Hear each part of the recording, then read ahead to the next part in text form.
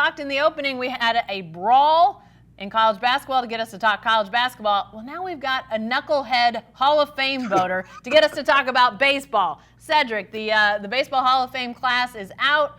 As expected, Derek Jeter is going in, but unexpectedly, he's not going in as a unanimous selection. First one a year ago, his old buddy, New York relief pitcher, going in unanimously.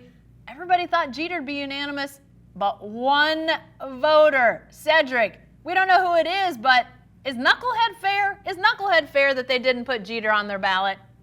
I don't know. I want to hear from this person. That was knuckle-head. It was very friendly compared to what I called the person when I saw that. But anyone that watched Derek Jeter knows he's first ballot Hall of Famer. He's the greatest Yankee of the modern era, he and his buddy Mariano Rivera. Mm-hmm. He's won championships. He had over 3,000 hits. I mean, he was a lifetime over 300 hitter. Derek Jeter was great.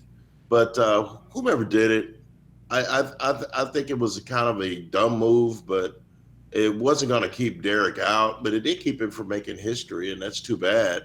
I just thought that, are you trying to make a point? Are you trying to get one of those older guys in there that are running out of chances, and you knew you could sacrifice Jeter? Or are you just trying to get attention? Yeah.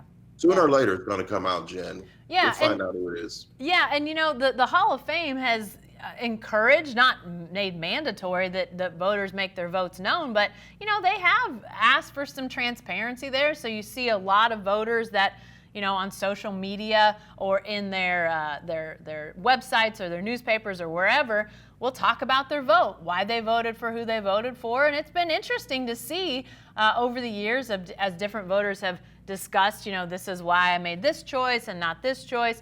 So I think it's gotten a lot more attention to the voting process for the Baseball Hall of Fame, and I think lots of times people can start to think, well, it's just the old boys network, or you have to be a certain have certain standing within the club or whatever you want to say. So this gets out the information, but this voter who did not vote for Jeter has not become known yet.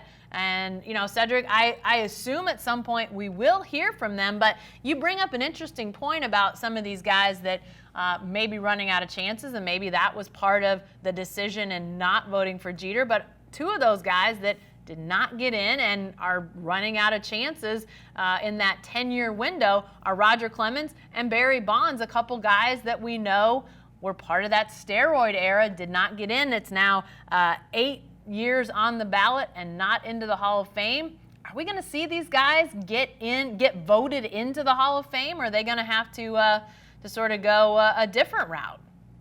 They're going to get voted in. I think they've got 2 more chances, and I think the voters are going to wake up next year. I mean, Barry Bonds, are you kidding me? Barry Bonds isn't in the Hall of Fame. I know Barry Bonds probably juiced, but Barry Bonds was a Hall of Famer before he juiced. His numbers pre-steroids were great. And the fact that the voters are looking at these guys as pariahs, and meanwhile you're voting in guys over the last few years whom I suspect were roided up during that same era. So I'm not calling any names, but I've got strong opinions on that. So to just point out Barry and Clemens because they allegedly were the best ones doing it, to me is a little hypocritical. So Barry Bonds, for the record, never failed a drug test officially, but there's a stigma against him. So, but if you look at the numbers, Barry Bonds, arguably, Jen, is the best player of our life. He's the best player of our generation. Yeah.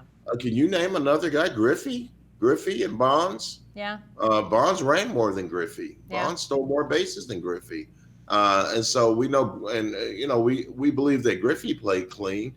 But you know what? There are a lot of other guys that have been voted into that Hall of Fame who played clean. Yeah. Are you going to take away the Houston Astros championship because they cheated? Yeah. They cheated as a team. That was organized crime.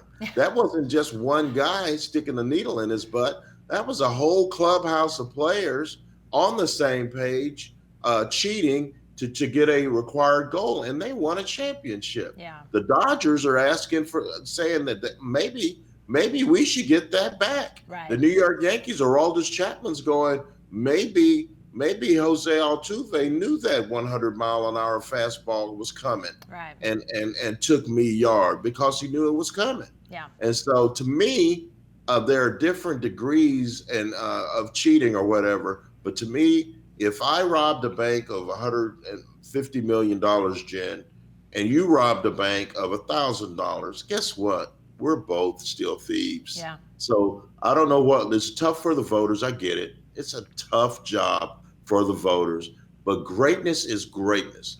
Barry Bonds and Roger Clemens should be in the Baseball Hall of Fame, no question.